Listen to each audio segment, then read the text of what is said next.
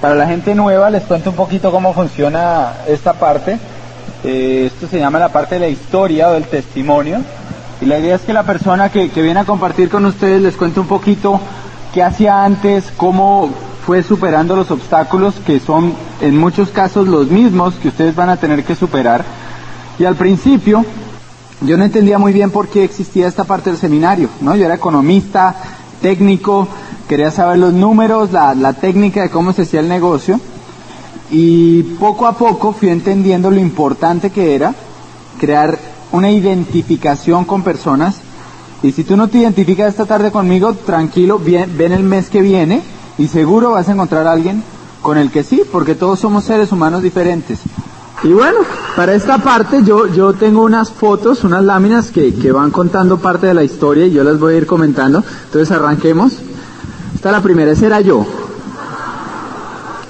Yo nací en República Dominicana. Mi papá tenía un empleo de esos en el que él no decidía su futuro, sino que tenía un jefe a nivel mundial que decidía dónde vivía, cómo vivía, todo su futuro estaba determinado por este jefe. Y en uno de esos puestos, él estuvo en República Dominicana y allá nací yo, ¿no? No me pregunten mucho porque, bueno, ya me pueden preguntar porque hace un mes fui a conocer, pero la primera vez duré 8 meses y a los 8 meses lo vuelven a trasladar para Paraguay. Estamos allá como 2 años y después nos vuelven a trasladar para Argentina, ¿no? Lo que mi papá pensaba y sus planes era que iba a seguir así por unos años y finalmente le iban a trasladar a Washington, que era donde estaba la sede del banco, y él iba a acabar allá su carrera, pues muy exitosa dentro del banco. Pero la vida cambia de la noche a la mañana. Y el mensaje que yo te quiero transmitir esta noche es ese, que la vida cambia y tu vida va a cambiar. Y yo espero que cuando vengan las tormentas de tu vida, los huracanes de tu vida, tú estés preparado. Y yo he encontrado en mi vida que la mejor forma de estar preparado es haciendo este negocio. Porque el negocio te va a dar 3 cosas que las voy a ir comentando y que al final las voy a resumir.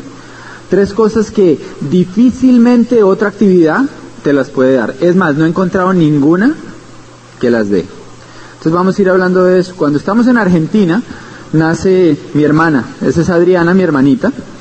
Y Adriana es una niña muy especial porque nace sorda.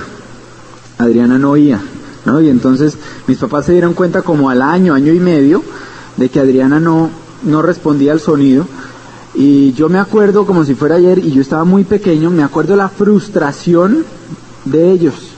Estaban muy tristes, pasaban noches, pero ¿por qué a mí, Señor? ¿Por qué me pasó esto? ¿Cómo van a ser mi niña sorda? Les tocó cambiar sus planes, ¿no? Probablemente el siguiente sitio que seguía era Brasil o quién sabe qué otro sitio, y Adriana necesitaba un lenguaje común, una familia, necesitaba una misma pronunciación, un mismo acento. Entonces toman la decisión de devolverse para Bogotá, y la vida les cambió de la noche a la mañana. Los papás se devuelven para Colombia, y Adriana es una niña maravillosa. Tú la vieras hoy, ella vive en Nueva York, vive sola, estudió su carrera allá, trabaja, es una persona totalmente independiente, es una líder dentro de su comunidad.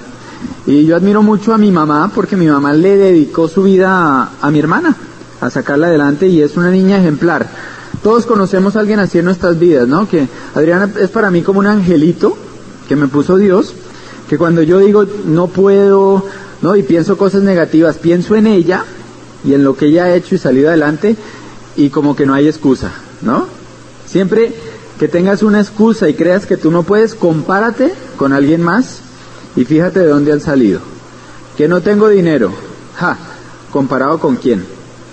Te puedo hablar de esta persona de Cali, que estaban quebradas, que no tenían nada y salieron adelante. Que no tengo tiempo. Te puedo hablar de Johnny Matos, que tenía 5 trabajos en República Dominicana, hizo el negocio y llegó a diamante. Que no sé hablar en público. Mira, aquí donde me ves, yo era una persona totalmente tímida, matemático, economista. Mi empleo en el banco era ver tasas de interés todo el día. No hablaba con nadie, era un puesto cero comercial. En 5 años de universidad jamás fui el día que tocaba hacer las presentaciones en grupo, ¿no? Porque me moría de pánico. me daba miedo hablar con la gente, y el negocio hace maravillas, ¿no? Y el programa de capacitación te va formando. Por eso es que al principio tú pasas y eres nuevo 12%, entonces pasas. Después entonces ya llegas al 15, al 18, entonces dices tu nombre. Todo eso es una preparación. Se está formando un líder adentro tuyo y eso es importante. Entonces, comparado con quién no puedes. Y empiezas a escuchar cassettes y a leer y vas a darte cuenta. No sé si aquí salió un libro que se llama ¿Cuál es tu excusa? ¿No? De un señor, sí, John Forbes, sin brazos. Impresionante la historia de esa persona. Pero yo creo que no hay excusa, ¿no? Sigamos. Esa es mi familia en distintas etapas de nuestra vida. Ese era yo. A los 14 años, cuando tenía más dientes que personalidad, ¿no? Por esa época, empiezo a jugar tenis, como a los 13, 14 años, y el tenis fue el primer gran sueño que yo tuve en la vida. Yo veía a los tenistas profesionales, veía a Agassi, a Lendl, a los duros de esa época, y yo decía, uy, yo quiero ser como esos. Yo quiero tener lo que ellos tienen, hacer lo que ellos hacen, ser feliz porque me encantaba, ¿no? Y era como mi sueño. Y empecé a entrenar muy duro, muy duro, muy duro. Yo entrenaba más que todos los demás. Y a los 16, 17 años, ya le estaba ganando a todos los que llevaban jugando desde los 8 o 9 años, aunque yo había jugado mucho menos tiempo. Y ese era mi sueño, ser tenista profesional. Cuando estoy en eso, tengo un accidente y la vida cambia de la noche a la mañana. Me fracturó la mano, fue un accidente complicado, estuve casi 8 meses con yeso, después otro año en fisioterapia. Cuando cogí la raqueta, finalmente casi 2 años después, no podía jugar porque se me caía del dolor, era como si se me electrocutara la mano, y eso me sacó de ese sueño. Y entré a una época en mi vida de mucho vacío. No sé si tú te has sentido así, pero no había un destino, ¿no? No había nada que yo dijera, yo quiero hacer eso. Y yo creo que cuando hay un vacío de sueños en la vida de las personas, ahí es que entran todas las cosas de afuera que no deben entrar. Una vez invitaron a Dexter Yeager a una charla en la Casa Blanca, eso es que él es una persona muy influyente allá, y estaban hablando, Dexter Yeager es el empresario más grande dentro de Amway a nivel global, y estaban hablando sobre drogadicción. Entonces se subía gente a la tarima y hablaba durante horas de sus teorías, de por qué había drogadicción en Estados Unidos y cuáles eran los problemas y las causas, y horas y horas. Finalmente le toca el turno a Dexter y Dexter sube y dice, el problema por el que hay niños drogadictos es porque sus padres no tienen sueños y porque no le enseñan a sus hijos a tener sueños. Y acaba y se baja. Y eso fue todo lo que dijo. Y fue la charla más impactante de todos los conferencistas que hablaron por horas allá. Y yo creo que eso es verdad. Porque yo lo veo en mi vida y mientras que yo jugaba tenis, mientras que tenía ese sueño de lograr algo, no había tiempo ni para alcohol, ni para nada que no fuera sano, porque estaba enfocado en mi sueño. Cuando pierdo eso, sí, empiezo a tomar alcohol, porque eso hacían todos mis amigos. Bueno, mis nuevos amigos, porque los otros seguían jugando tenis. Y entonces entro en una etapa que todo me daba igual. Empiezo a estudiar economía no porque me apasionara la economía, sino porque daba igual. No había ningún sueño ni ninguna carrera con la que me identificara. Yo digo que un niño de 17 años empezó a estudiar economía, no que yo lo hice, ¿no? Por ahí alguien me dijo que así se podía ayudarle a la gente. Y entonces yo dije, pues, interesante. Pero después de que llevo unos años estudiando eso, me di cuenta que no es así, que la mayoría de los economistas... ¿Hay economistas acá? Allá hay 2. ¿No? Voy a contar un chiste de economistas, me perdonan ustedes de allá. La mayoría de los economistas se la pasan es criticando al economista de turno, al ministro de turno, de sus teorías, y finalmente lo único que hacen es teorías y teorías basadas en supuestos que son irreales. Entonces el chiste es que va un barco y naufraga, ¿no? Y quedan dos náufragos y se van nadando hasta la playa. Y están en la playa perdidos, no saben dónde están. Y de pronto ven que va pasando un globo por allá arriba. Y entonces le dicen al señor del globo, uno de los dos le dice, señor, el del globo los ve, ah, sí, dígame. Le dice, ¿dónde estamos? Entonces el del globo los mira, pues allá. Ay, y el otro lo mira raro y le pregunta al otro, ¿y usted para dónde va? Y el del globo dice, ah, pues para allá. Y se va. Entonces le dice uno de los dos náufragos al otro, ese del globo debe ser economista. ¿Ah? Y el otro le dice, ¿y por qué? Dice, mire, primero, lo que dice, lo dice con mucha seguridad, ¿no? Segundo, todo lo que nos dijo es verdad. El tipo no nos dijo mentiras, dijo la verdad. Y tercero, lo que dice no sirve para nada, ¿no? Entonces, yo me sentía así. Sentía que era una carrera que en la práctica no tenía ni idea realmente a qué se podía aplicar y cómo le podía ayudar a nadie. Entonces entro en una época de mucho, esa es la foto que sigue, ¿no? Esta de rumba con amigos, y a eso era lo que me dedicaba. Yo salía el jueves, el viernes, el sábado, el domingo, el lunes, el martes, el miércoles, y entonces ahí ya empataba con el jueves, ¿no? Y el viernes y el sábado, y así pasé la universidad. Empecé a trabajar, pero seguía haciendo un rumbo, no me gustaba mi trabajo, veía las perspectivas complicadas. Después tuve otro trabajo y después entró al Citibank, ¿no? Me gané el puesto, porque en todo caso en la universidad me iba bien, ahí iba con las notas buenas, y me gané el puesto que todos mis compañeros de la universidad querían, que era entrar al Citi, ¿no? Ese era el trabajo que todo el mundo quería. Yo me lo gané y entro a trabajar allá. Cuando estoy allá, voy a la universidad a recoger un trabajo que iban a entregar unas notas, ya terminando, y veo que hay un tipo que a mí no me caía bien hablando con mis amigos, ¿no? Con los que yo salía jueves, viernes, sábado. Está este tipo hablando con ellos, y no es que no me cayera bien, es que me caía mal.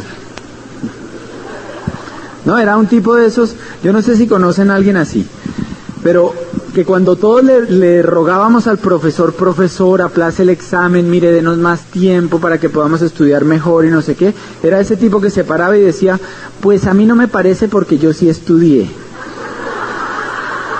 ¿Sí lo conocen? ¿No? Bueno, era ese, y yo no era ese, y entonces no me caía bien. Y lo veo que está hablando con mis amigos y a algo los invita, y al final les dice, entonces nos vemos a las 6 y se va. Y entonces yo me acerqué, ¿y qué fue eso? ¿No? No, que un negocio. ¿Y un negocio? ¿De qué? No, ni idea. Pero que a las 6 nos veamos donde Chicho, ¿no? Que era como se llamaba uno de mis amigos. Y entonces él me vio que yo estaba como preguntando, y yo tampoco le debía caer muy bien al tipo, porque me dijo, pues si usted quiere vaya. ¿No? Y se fue. Y entonces llegué allá 6 de la tarde, yo igual salía con ellos el sábado por la noche, entonces era llegar 2 horas antes, no era una gran decisión ir a eso, igual me iba a ver con mis amigos, pero qué tal que yo no fuera y que fuera algo bueno, ¿no? Porque el tipo por lo menos pilo sí era y estudiaba, y entonces qué tal que fuera una oportunidad, pues tocaba ir. Entonces voy a la reunión, y a esa reunión llega Camilo es mi auspiciador, fue el que dio el plan esa noche. Camilo tenía una pizarra que era así de grande, como este librito, con marquito y todo, ¿no? Y la operación era la siguiente: en esa época, después ya compramos, todos teníamos una pizarra de esas, pero al principio no había tripiés, ¿no? Entonces la comprábamos y eso traían una cuerdita, y entonces la operación era que uno llegaba a las casas, saludaba a la persona de la casa y empezaba a mirar las paredes. Y finalmente encontraba una pared que se acomodaba como estaba el resto de la sala, o de pronto tocaba hasta reacomodar los muebles, ¿no? Y entonces quitaba el cuadro y colgaba su pizarra, y estaba toda la noche escribiendo y la pizarra golpeando contra la pared, y la pobre señora de la casa así, esa nunca se auspiciaba, ¿no? Esa lo único que quería era volver a pintar su pareja. Ahora tenemos DVD. Ustedes no saben por la que nosotros pasamos.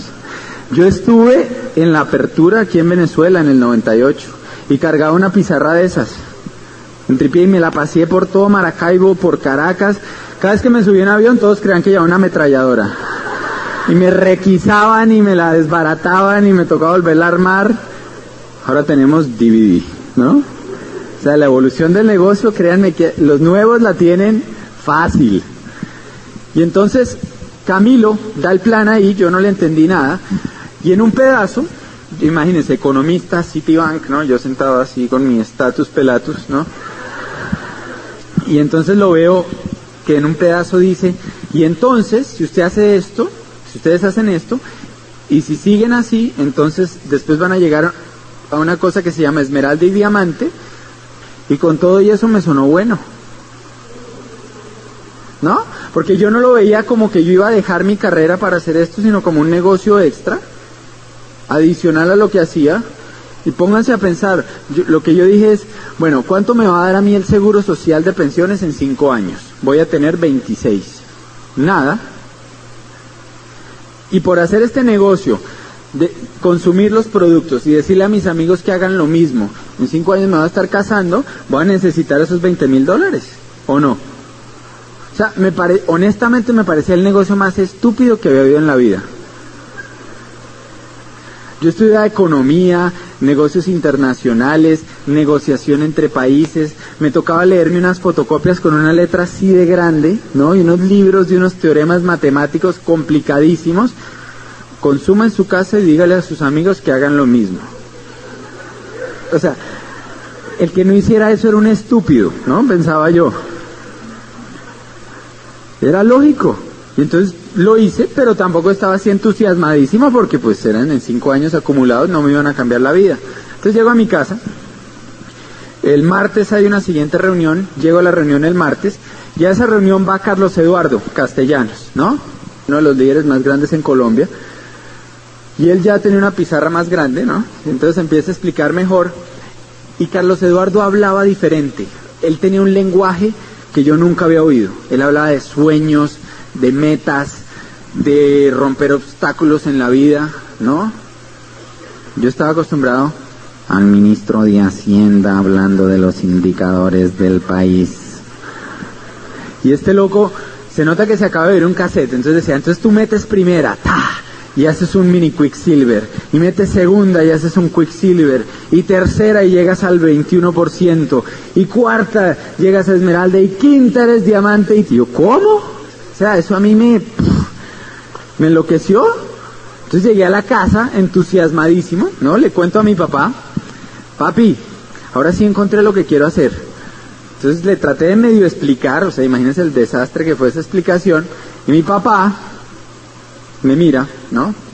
Sus palabras exactas fueron, a ver si yo entiendo, Fernando. Yo le pagué a usted 5 años de universidad para que usted se ponga a vender jaboncitos. Y yo traté de explicarle, pero no hubo forma. O sea, el hombre estaba cerrado, yo ya conozco de eso, yo ya oí de eso es un desastre, ¿usted cómo se va a poner a hacer eso? Y miren, en el negocio uno necesita 3 cosas para sacarlo adelante. Número 1, necesitas honestidad. ¿Honestidad con quién? Contigo mismo. Vas a tener que llegar a un punto en que te mires al espejo y te preguntes para dónde vas.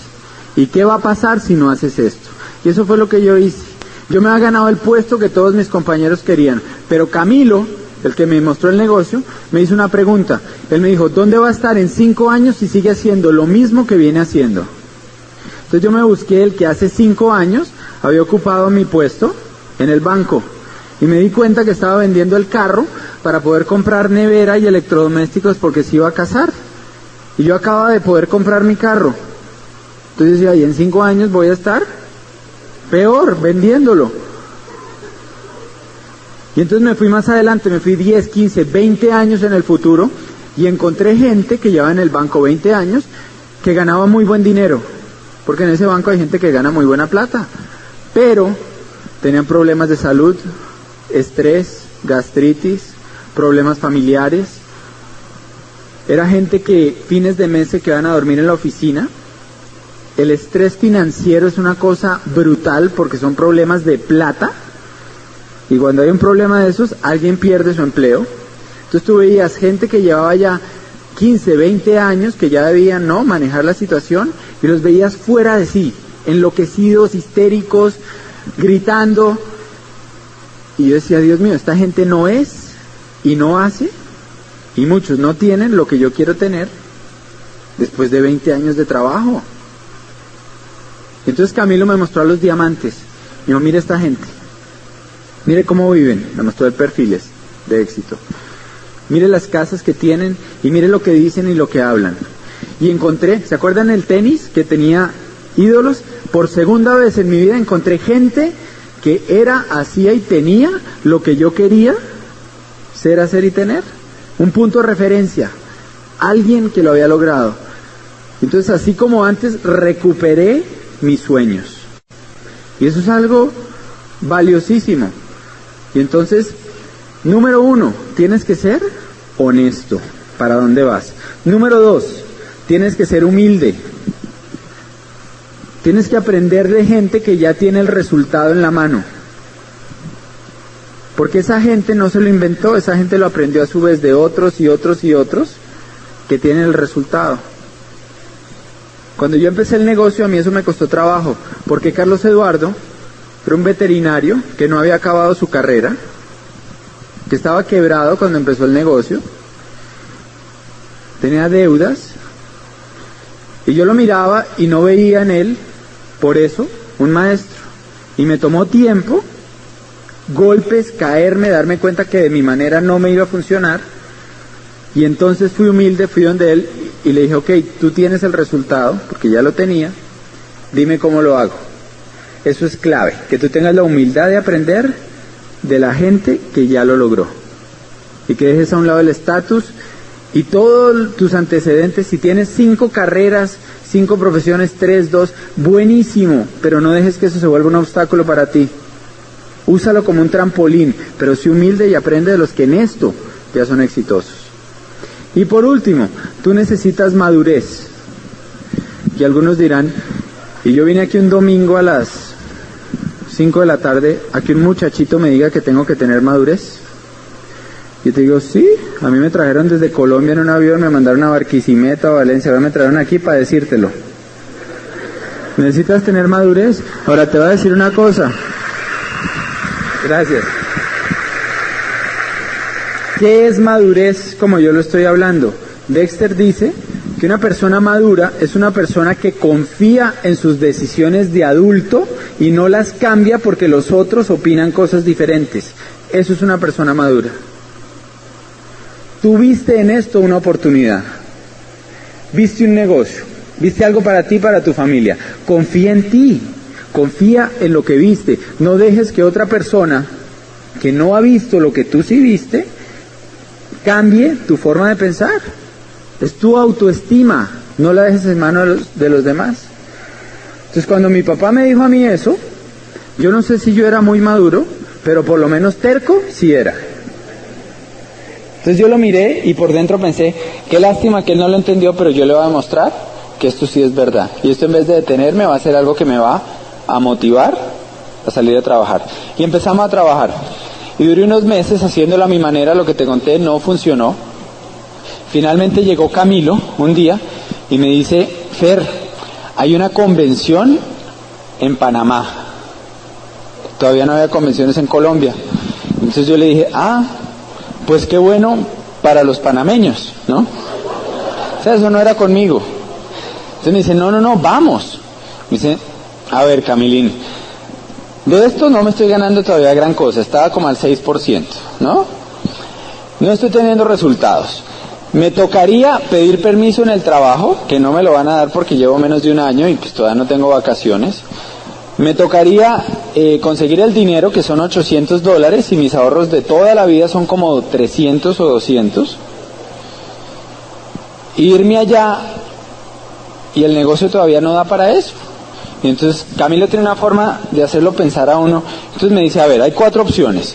1, usted sigue como está y no va. ¿Le gustan los resultados que tiene? Y yo le dije, no. ¿Ok?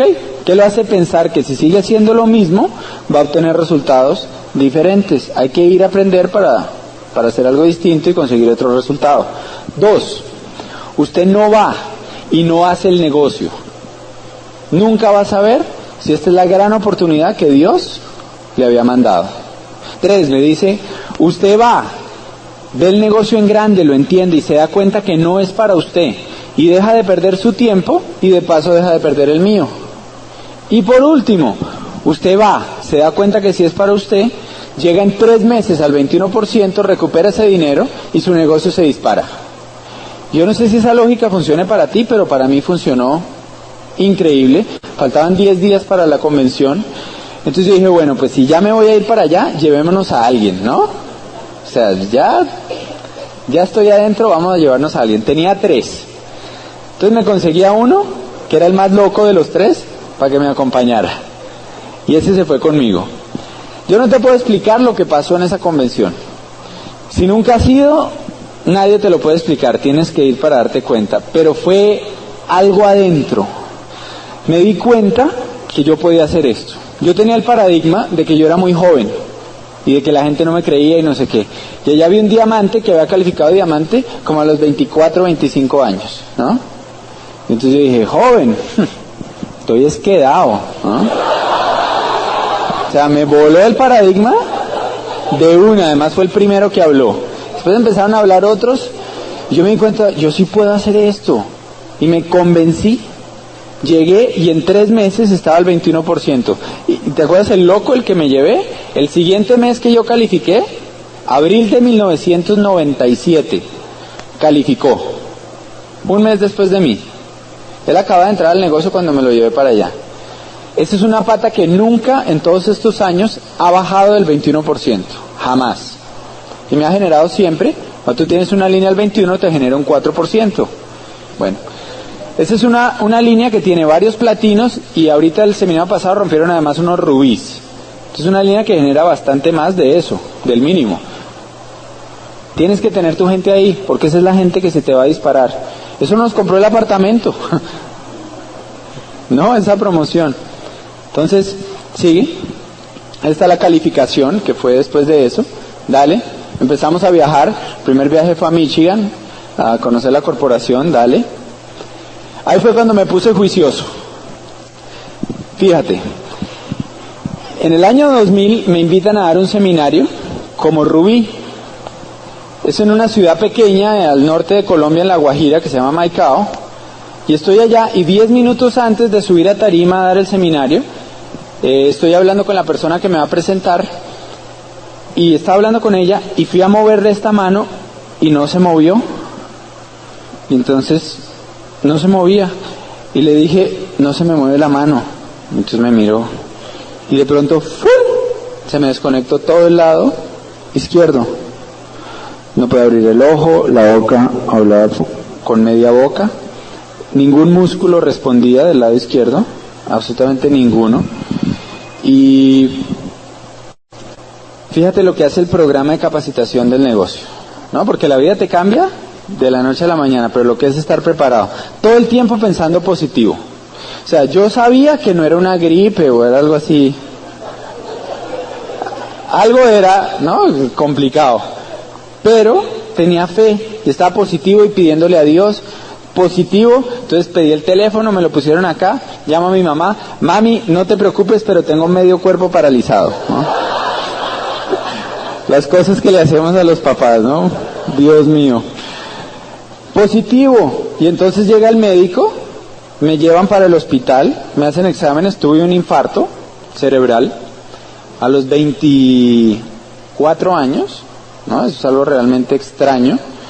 Tengo una cosa en la sangre que se llama las anticardiolipinas altas genética, y si tomo omega 3 y aspirina, no tengo que preocuparme de eso por el resto de mi vida, porque mantiene la sangre como debe ser, ¿no? Entonces nunca me va a poder rajar del negocio.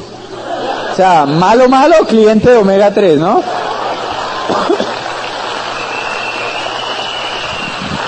Pero cuando estaba en esa clínica, que era una clínica chiquitica, todo el tiempo pensando en positivo, pidiéndole a Dios, no pasaba nada. Haz esto un momento, haz así. Tú no sabes lo que se siente mandar la señal de eso y que no pase nada. Es horrible, es la peor sensación que yo he tenido. Es como que tú no estás en control de nada, ¿no? Es impresionante. Y entonces, todo el tiempo pensando, yo me imaginaba adentro mío, ¿no? Mentalmente pensaba que adentro tenía 1 millón de soldaditos, de obreros pequeñitos, ¿no? Con picas, con palas, con bombas, bombeando energía de un lado a otro, pasando cosas, trabajando como locos, horas, imaginándome eso. Finalmente a las 11 de la noche, se empieza a mover un dedo. Y de pronto, poquito a poco, empecé a recuperar movimiento. Imagínate, dicen que una persona que tiene un infarto como el que yo tuve, puede durar meses sin recuperar su movimiento. Inclusive después hay mucha gente que nunca queda bien. Y unas horas más tarde, a las 11 de la noche, empecé a recuperar y no quedé perfecto. Después arrastraba el pie y estuve así como 10 días. Cuando salí de ese hospital a las 2 de la mañana, yo no pude dar el seminario, ¿no? Le tocó al que me iba a presentar. O sea, estén preparados porque uno nunca sabe lo que va a pasar. Salgo del hospital a las 2 de la mañana y las 200 personas que habían ido al seminario están en la calle aplaudiendo la salida del hospital. ¿Dónde ves tú eso si no es en este negocio? Es increíble.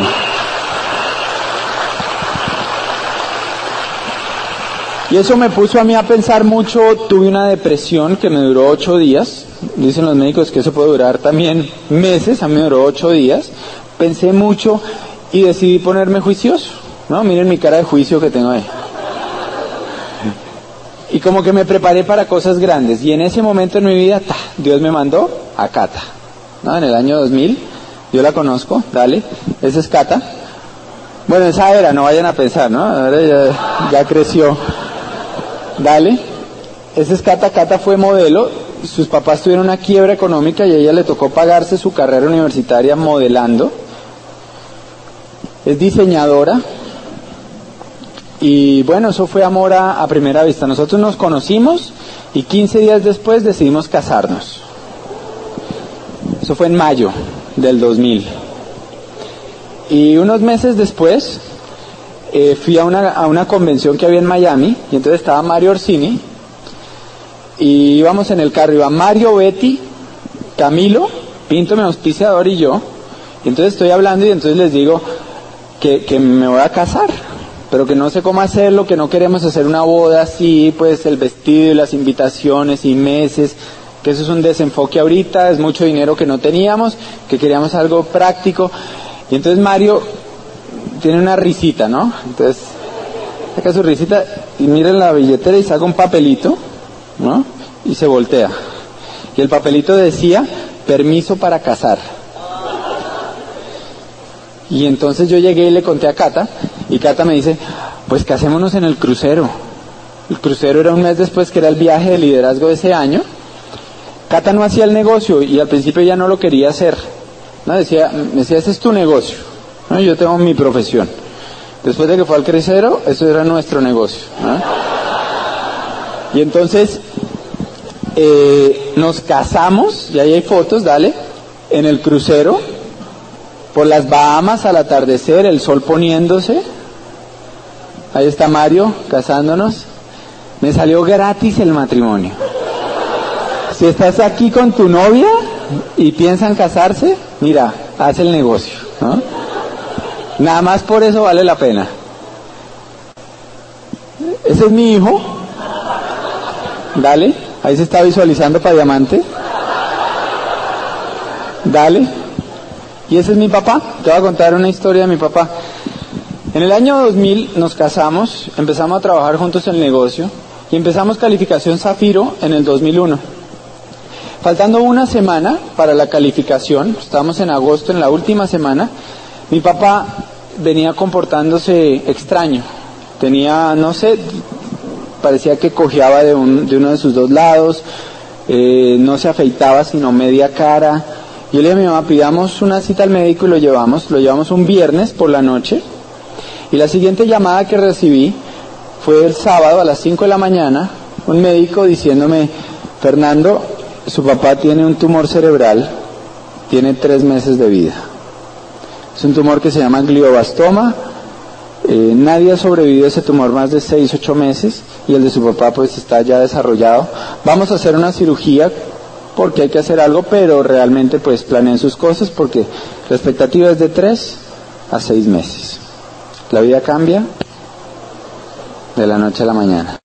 Y mi papá era una persona pues que yo quería mucho, que admiraba mucho.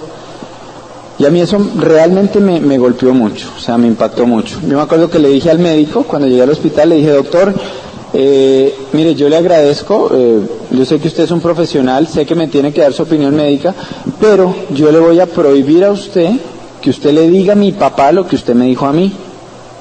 Porque yo creo en Dios, y yo creo que Dios es el único que decide quién se va o entra a este mundo, y es decisión de Él.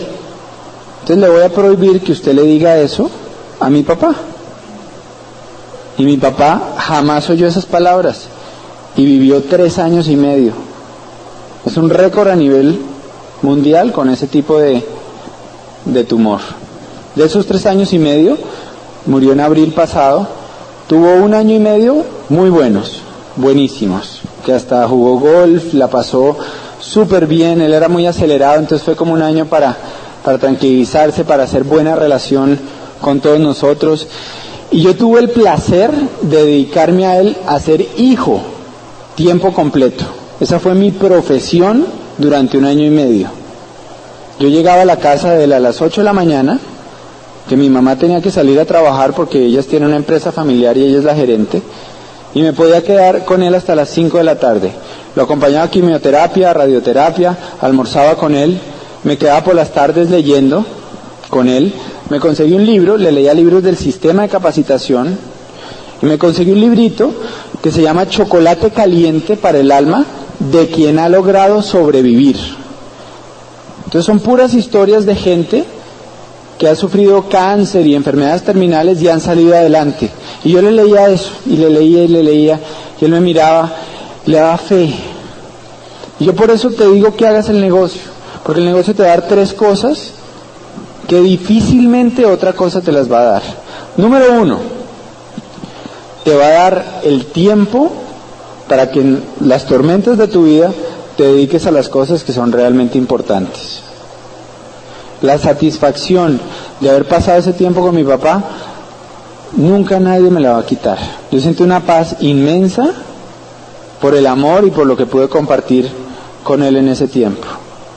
Entonces te va a dar el tiempo. ¿Cuántos creen que si hubiera seguido en el banco hubiera podido hacer eso? Jamás. Jamás. ¿Qué te dicen en un empleo si se te enferma un familiar? Lo legal es que usted tiene tantas horas o tantos días, pero después lo espero acá. El tiempo que te da este negocio, y a las 5 o 6 de la tarde salía a ver el plan. Segundo, los amigos. Este negocio te da unas relaciones que tú no vas a encontrar en nada más tampoco. Mira, cuando pasó lo de mi papá, estábamos a 10 días de la calificación Zafiro, me llama Carlos Eduardo y me dice: Fer, ocúpate de tu papá y olvídate del negocio. Yo me voy a encargar de todo, tú ya eres Zafiro, ya lo lograste, ocúpate de tu papá, tu calificación está en mis manos, relájate.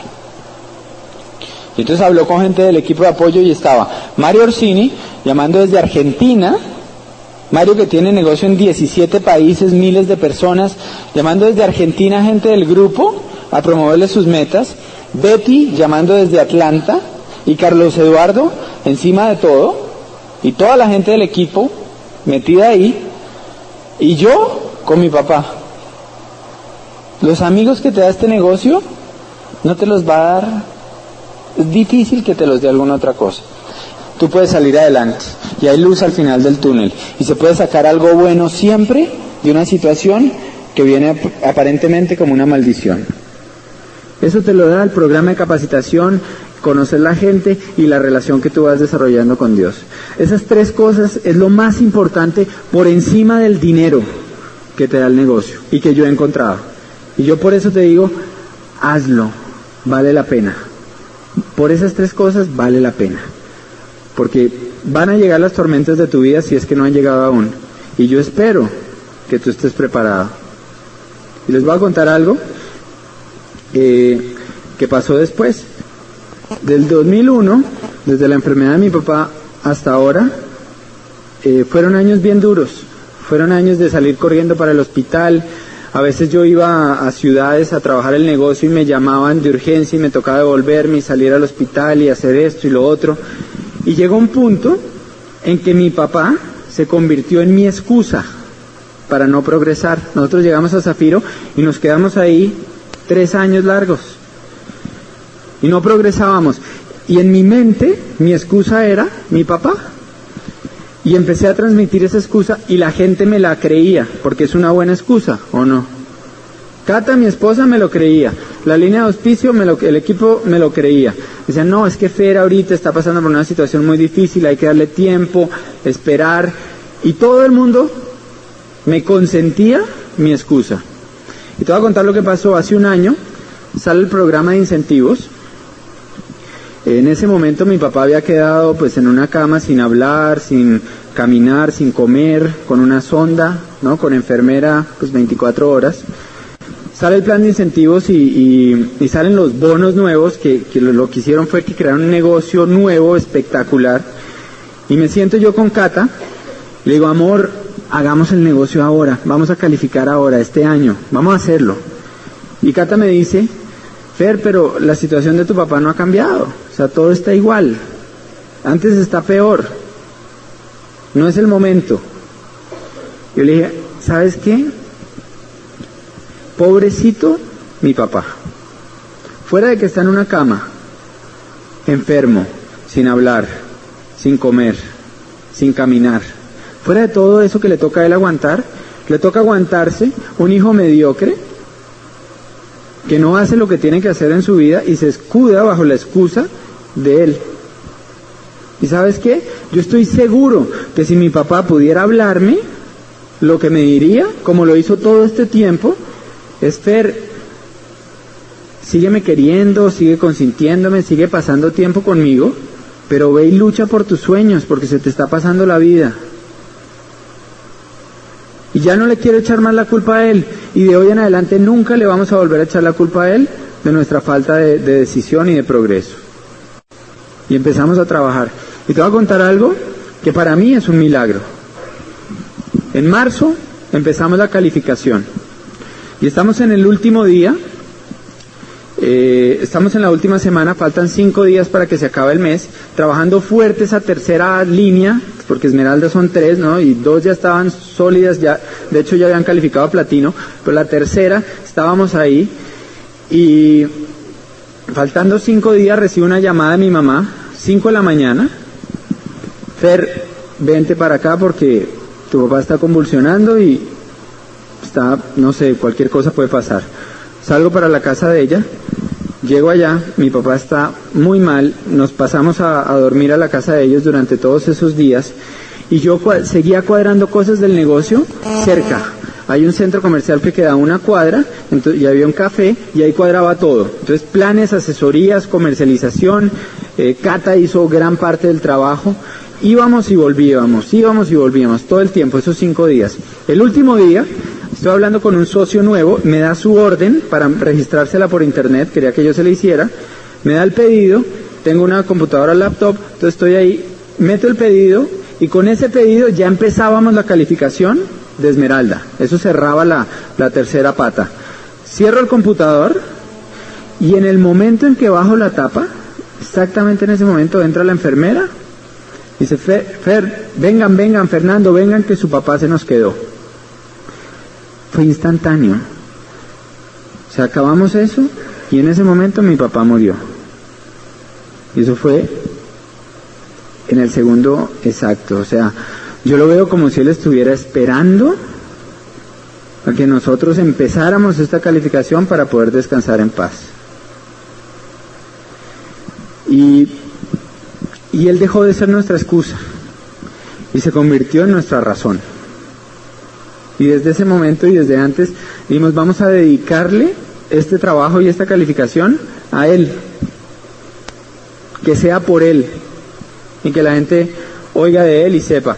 Mi papá, ¿se acuerdan el cocodrilo que era al principio? ¿No? Al final era el fanático número 1 del negocio. Él entendía que si no fuera por el negocio yo jamás hubiera podido pasar el tiempo que pasé con él. Cuando el negocio me empezó a dar 3 veces más de lo que me pagaban en el banco, ahí dijo, ahora sí entendí el negocio, ¿no?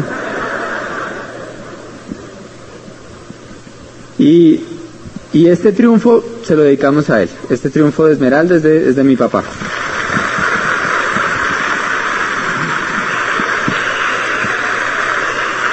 Entonces, pues ya para terminar, yo quiero contarles una historia. Es una historia muy linda de este libro que yo le leí a mi papá todas las noches. Es una historia que a mí me inspira mucho porque me trae muchos recuerdos y es una historia muy valiente, porque la escribe un niño a los 14 años y dice algo así: recuerdo como si fuera ayer, tenía 8 años y era la primera vez en mucho tiempo que me ponía pantalón corto, porque de todas las cirugías que me habían hecho tenía muchas cicatrices en las piernas y los médicos me habían dicho que nunca iba a volver a caminar. Entonces me daba vergüenza que los demás niños del colegio vieran las cicatrices que yo tenía. Pero ese día había tomado una decisión, había hablado con el entrenador y iba a hacer la carrera. Entonces me puse mi pantalón corto, me paré en la meta, en la salida, y el entrenador dio la largada. Y yo fui el más rápido, los primeros 5 metros. Después me empezaron a pasar uno y otro, hasta que quedé de último. Pero seguí corriendo. Había tomado una decisión. Seguí corriendo en la pista y de pronto me di cuenta que algunos niños se estaban rindiendo y estaban tirados al lado y lado de la pista, rendidos. Y entonces yo dije, ¿por qué se habrán rendido? Y seguí corriendo y después había más y más y más niños en esa situación. Y de pronto caí en cuenta que no era que se habían rendido, sino que era que ya habían terminado la carrera. Y a mí todavía me faltaba mucho por correr. Y entonces empecé a llorar. Y llegó un punto en que era el último que quedaba en la pista y todavía me faltaba mucho para llegar. Pero seguí corriendo, llorando, me sentía desconsolado, con mi espíritu quebrado. No sabía ni por qué estaba corriendo, pero seguí haciéndolo y finalmente terminé. Me tiro al piso a llorar y en ese momento me levanta mi entrenador y me dice, Manuel, lo hiciste, lo lograste. Y yo lo miro y le digo, ¿pero qué logré? Hice el ridículo, fui el último. Es más, todos terminaron hace mucho tiempo.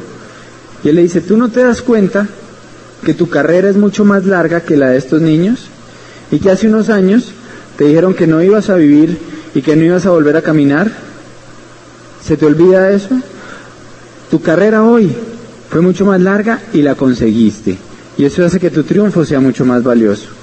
Y entonces escribe este niño, que a mí me impacta porque es un niño de 14 años que entiende cosas que adultos no entienden en toda su vida.